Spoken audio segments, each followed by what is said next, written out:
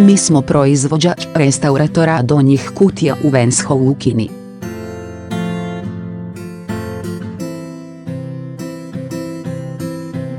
Donja kutija ima slomljene uši.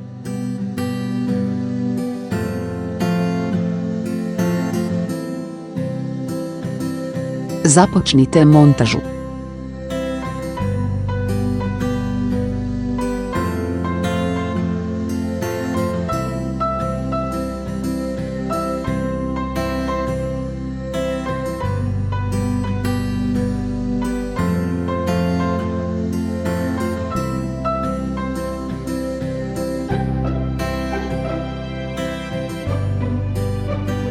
Stavite ga u donji okvir.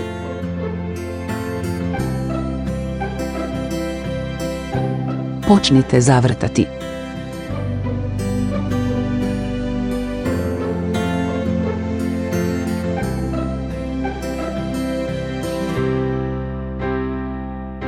Što je vijak više zategnut,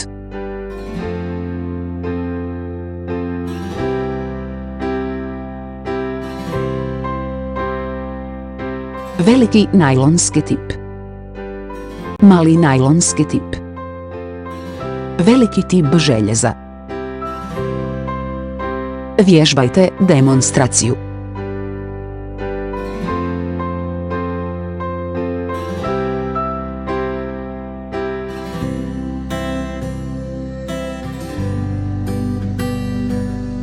Instalirajte obnavljač donjeg okvira s obje strane.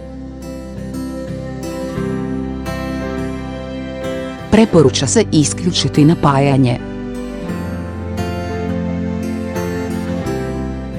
Stavite ga u donji okvir. Počnite zavrtati.